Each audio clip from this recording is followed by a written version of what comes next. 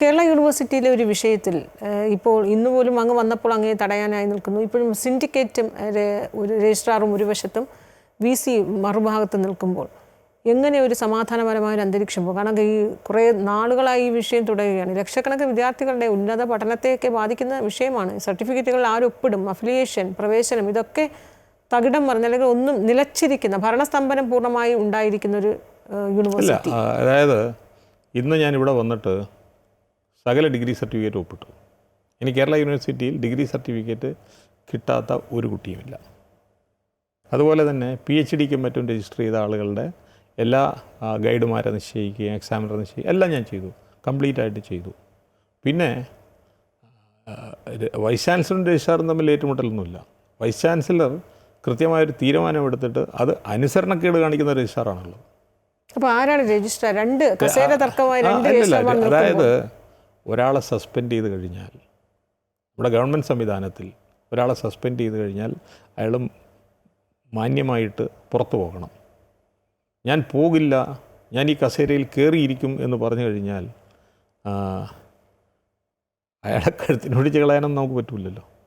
ഒരാളെ നമ്മൾ സസ്പെൻഡ് ചെയ്ത് കഴിഞ്ഞാൽ അയാൾ പോകണം.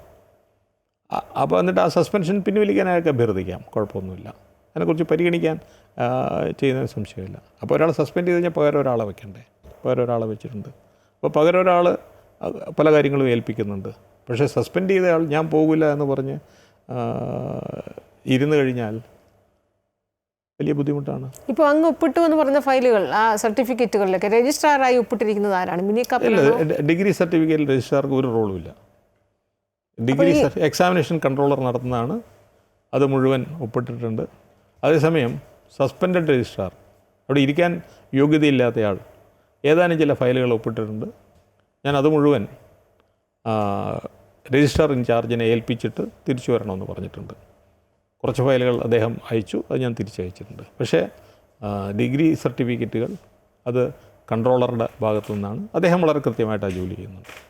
അതുപോലെ തന്നെ PhDയും മറ്റ് റിസർച്ചിൻ്റെ കാര്യങ്ങളൊക്കെ തന്നെ ഡയറക്ടർ റിസർച്ചാണ്, അക്കാര്യത്തിലും കൃത്യമായി കാര്യങ്ങൾ ചെയ്യും. അപ്പോൾ ഈ പ്രശ്നം, ഈ തർക്കം, അതായത് ഈ രജിസ്ട്രാർ ഇപ്പോഴും ഔദ്യോഗിക വാഹനത്തിൽ തന്നെ സർവകലാശാലയിൽ വന്നുകൊണ്ടേയിരിക്കും. കാരണം നിയമന അധികാരി ആരാണ്, VCയുടെ ഒരു അധികാര പരിധി എത്ര വരെയുണ്ട്, സിൻഡിക്കേറ്റിൻ്റെ അധികാരം എത്രത്തോളം, ഈ ഒരു വിഷയത്തിൽ സുപ്രീം കോടതി പോലും ഒരു വ്യക്തത വരുത്താൻ കഴിയാത്ത രീതിയിലാണ്. ഇല്ല, അത് സുപ്രീം കോടതി വ്യക്തത വരുത്തേണ്ട കാര്യമൊന്നുമില്ല. കാരണം അത് യൂണിവേഴ്സിറ്റിയുടെ നിയമത്തിൽ വളരെ കൃത്യമായിട്ട് പറഞ്ഞിട്ടുണ്ട്.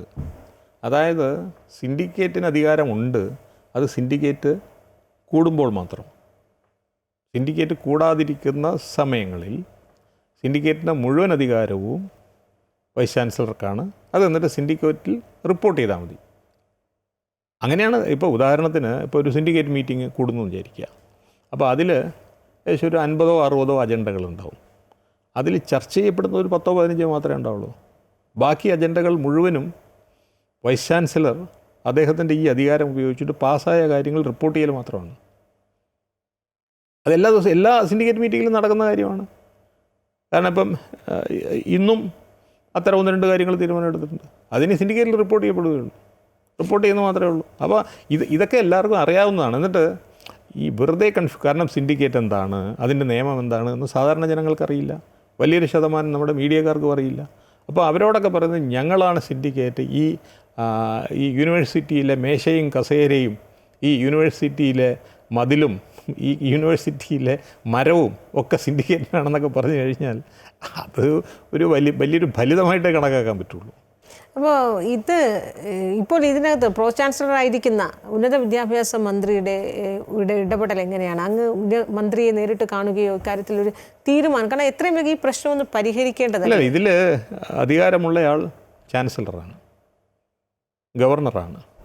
ചാൻസലർക്ക് ഇവിടെ നടക്കുന്ന കാര്യങ്ങളൊക്കെ ഞാൻ അറിയിച്ചിട്ടുണ്ട്. തീർച്ചയായിട്ടും ചാൻസലർ ഇതിൽ ഇടപെടുമെന്നാണ് ഞാൻ വിചാരിക്കുന്നത്. ഉന്നത വിദ്യാഭ്യാസ മന്ത്രിയുടെ ഒരു ഇടപെടൽ എങ്ങനെയായിരുന്നു? അദ്ദേഹവുമായി ആശയവിനിമയം നടത്തുകയോ ചെയ്തിരുന്നു അങ്ങ്? അല്ല, മന്ത്രി ഈ കാര്യത്തെക്കുറിച്ചൊക്കെ അന്വേഷിക്കുന്നുണ്ട്.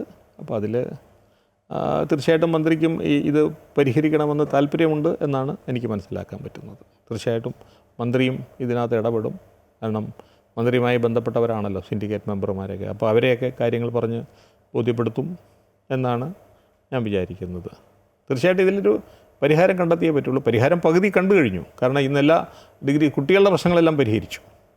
സാധാരണ VC വന്നാൽ തടയുമെന്ന് പറഞ്ഞ് മുദ്രാവാക്യം വയ്ക്കുന്ന ആളുകൾക്ക് അവർക്കിന്ന് കാര്യം ബോധ്യം വന്നു.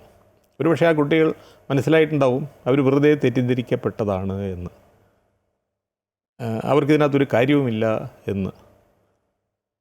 ഒരു രജിസ്ട്രാർ യൂണിവേഴ്സിറ്റിയുടെ തലവനായ ചാൻസലറെ, സംസ്ഥാനത്തിൻ്റെ തലവനായ ഗവർണറെ അപമാനിക്കുന്നത്, അതിൽ നടപടിയെടുക്കണ്ടേ? ആ നടപടി എടുത്തിട്ടുള്ളൂ. അത് വളരെ മൈൽഡായിട്ടുള്ള നടപടി എടുത്തിട്ടുള്ളത്. സർക്കാർ എപ്പോഴും അവരെ സംരക്ഷിക്കുകയാണല്ലോ. അല്ല, സർക്കാരിനും കാര്യം മനസ്സിലാവുമെന്നാണ് ഞാൻ വിചാരിക്കുന്നത്. ഇന്ന് വിദ്യാർത്ഥികൾക്ക് കാര്യം മനസ്സിലായിട്ടുണ്ട്, സർക്കാരിനും കാര്യം മനസ്സിലാവും.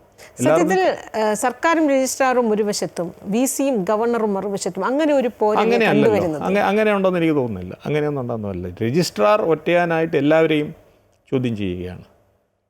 അപ്പോൾ രജിസ്ട്രാർ പലരെയും തെറ്റിദ്ധരിപ്പിക്കാൻ ശ്രമിക്കുകയാണ്. തീർച്ചയായിട്ടും മന്ത്രിക്കും ഗവൺമെൻറ്റിനും അത് കാര്യം മനസ്സിലാകും എന്നാണ് എൻ്റെ അഭിപ്രായം.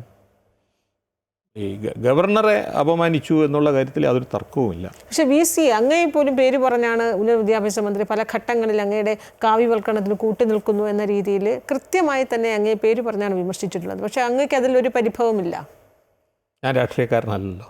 അപ്പോൾ രാഷ്ട്രീയക്കാരെ സംബന്ധിച്ചിടത്തോളം അത് അവരുടെ തൊഴിലാണ്, അവരത് പറയും. ഞാൻ അതിലൊന്നും കയറി കൊത്താൻ പോകുന്നില്ല, അതിലൊന്നും ഞാൻ ഇടപെടാൻ പോകുന്നില്ല. അത് അവരുടെ കോൺസ്റ്റിറ്റ്യുവൻസിയെ ഇഷ്ടപ്പെടുത്താൻ വേണ്ടി ചെയ്യുന്ന ഓരോ വാക്കുകളാണ്. ഞാൻ പക്ഷേ അതല്ലല്ലോ. അങ്ങും ഉന്നത വിദ്യാഭ്യാസ മന്ത്രിയും തമ്മിൽ ആ ഒരു ഊഷ്മളമായ ബന്ധം തന്നെയാണ് ഇപ്പോഴും നിലനിൽക്കുന്നത്. തീർച്ചയായിട്ടും. കാരണം ഉന്നത വിദ്യാഭ്യാസ മന്ത്രി തൃശ്ശൂരിൽ നിന്നാണ്. ഞാൻ തൃശ്ശൂർ മെഡിക്കൽ കോളേജിൻ്റെ മെഡിക്കൽ സൂപ്രണ്ടായിരുന്നു 10 വർഷം. ഞാൻ റേഡിയോളജിസ്റ്റാണ്, മെഡിക്കൽ സൂപ്രണ്ടാണ്. ആ കാലഘട്ടത്തിൽ ഉന്നത വിദ്യാഭ്യാസ മന്ത്രി ഇവിടെ 5 വർഷം മേയറായിരുന്നു. അപ്പോൾ തീർച്ചയായിട്ടും ആശുപത്രി സൂപ്രണ്ടും മേയറും തമ്മിൽ നല്ലൊരു ബന്ധം ഉണ്ടാകണം, അതുണ്ടായിട്ടുണ്ട്. അപ്പോൾ അത് ഇപ്പോഴും തുടരുന്നുണ്ട്. അതിൽ സൗഹൃദങ്ങൾ ഇവിടെ കേരള യൂണിവേഴ്സിറ്റിയുടെ ചുമതല ഏറ്റെടുത്തുകൂടി ആ സൗഹൃദത്തിൽ വിഘാതം വന്നെന്ന് എനിക്ക് തോന്നുന്നില്ല. അതിപ്പോഴും കുഴപ്പമില്ലാതെ ഊഷ്മളമായി തുടരുന്നുണ്ട്. കാരണം വ്യക്തിബന്ധങ്ങൾ ഇങ്ങനെ പോകേണ്ട കാര്യമില്ല. കാരണം എനിക്ക് വേറെ സ്ഥാപിത താല്പര്യമില്ല എന്ന് എന്നെ അറിയുന്നവർക്കൊക്കെ അറിയാം. അപ്പോൾ പിന്നെ അവരെ സംബന്ധിച്ചിടത്തോളം ചില പൊളിറ്റിക്കൽ താല്പര്യങ്ങളുണ്ടാവും. അപ്പോൾ അതനുസരിച്ചിട്ട് അവർ പറയും. ഞാനതിൽ പ്രതികരിക്കേണ്ട കാര്യമൊന്നുമില്ല. കാരണം നമ്മളെ സംബന്ധിച്ചിടത്തോളം വിദ്യാഭ്യാസമാണ് പ്രധാനം, കുട്ടികളാണ് പ്രധാനം. ഇപ്പോൾ ആരോഗ്യ സർവകലാശാല 1,00,000 വിദ്യാർത്ഥികളുള്ള 380 കോളേജുകളുള്ള ഒരു യൂണിവേഴ്സിറ്റിയാണ്. അതിൻ്റെ പൂർണ്ണ ചുമതലയാണ്. കേരള യൂണിവേഴ്സിറ്റിയിൽ ഞാൻ വരാൻ കാരണം അന്നത്തെ ഗവർണർ ചുമതല ഏറ്റെടുക്കാമെന്ന് ചോദിക്കുകയും ഞാൻ പഠിച്ച യൂണിവേഴ്സിറ്റി ആയതുകൊണ്ട്, ഞാൻ MBBSഉം ഡിഗ്രി എല്ലാം പഠിച്ച യൂണിവേഴ്സിറ്റി ആയതുകൊണ്ട് ആ താല്പര്യത്തിലാണ് വരുന്നത്. സത്യം പറഞ്ഞാൽ ഞാൻ കേരള യൂണിവേഴ്സിറ്റി ചെയ്യുന്നത് സൗജന്യമായാണ് ജോലി ചെയ്യുന്നത്. എനിക്കിതിന് വേറെ പ്രത്യേകിച്ച് അലവൻസോ ശമ്പളമൊന്നുമില്ല. പക്ഷേ ആ കൗതുകം കൊണ്ട്, താല്പര്യം കൊണ്ട്, ഇഷ്ടം കൊണ്ടാണ് വരുന്നത്. പ്രധാനമായും അവർ ഉന്നയിക്കുന്ന ഒരു ആക്ഷേപം എന്ന് പറയുന്നത് അങ്ങേക്കെതിരെ ഈ മോഹനൻ കുന്നുമ്മൽ എന്ന് പറയുന്ന വൈസ് ചാൻസലർ ഈ രാജ്ഭവൻ്റെ അല്ലെങ്കിൽ ഗവർണറുടെയൊക്കെ ഒരു ചട്ടുകമായി അവിടെ നിന്നാണ് പൂർണ്ണമായും താങ്കളെ നിയന്ത്രിക്കുന്നു എന്നൊരു ആക്ഷേപമാണല്ലോ ഉയർത്തുന്നത്. ഞാൻ നേരത്തെ പറഞ്ഞല്ലോ അവർക്ക്. കാരണം എന്നെ നിയമിച്ചത് ഗവർണറാണ്. ഞാൻ റിപ്പോർട്ട് ചെയ്യുന്നത് ഗവർണറോട് മാത്രമാണ്. അതായത് എല്ലാ വൈസ് ചാൻസലർമാരുടെയും അതോറിറ്റി ചാൻസലറാണ്. പക്ഷെ അതിനപ്പുറത്തേക്ക് ഒരു രാഷ്ട്രീയ പരിവേഷമാണ് അതിന് പറയുന്നത്. ഒരു RSSന്റെ രാഷ്ട്രീയ പരിവേഷം നൽകിയാണ് അതിനെ ഒരു ആക്ഷേപം ഉയർത്തുന്നത്. അല്ല, അതാർക്കും പറയാമല്ലോ. പിന്നെ ഈ RSS എന്ന് പറയുന്നത് അത് നാട്ടിലുള്ളൊരു സംഘടനയല്ലേ? നാട്ടിലുള്ളൊരു സംഘടനയാണ്. നാട്ടിലെ ഏറ്റവും വലിയ ഒരു സാമൂഹിക സംഘടനയാണ്. നമ്മുടെ പ്രധാനമന്ത്രിയും പ്രസിഡൻറ്റുമൊക്കെ ആ സംഘടനയുടെ ഭാഗമാണ് എന്ന് എല്ലാവർക്കും അറിയാം. അപ്പോൾ അതുകൊണ്ട് ആ പറയുന്നതിൽ എന്താണ് കാര്യം? അപ്പോൾ അതായത് തങ്ങൾ ചെയ്യുന്ന കാര്യങ്ങൾക്കെതിരായിട്ട് ആരോപണം വരാതിരിക്കാൻ വേണ്ടി മറ്റേയാൾ, പണ്ട് ഒരു കള്ളൻ മോഷ്ടിച്ചിട്ട് പോകുമ്പോൾ ആളുകൾ വരുമ്പം കണ്ട് ദാ കള്ളൻ പോകുന്നു എന്ന് പറഞ്ഞിട്ട് പോകും. എന്നിട്ട് മുമ്പേ പോകുന്നവനാണ് കള്ളനെന്ന് പറയും. മനസ്സിലായില്ലേ?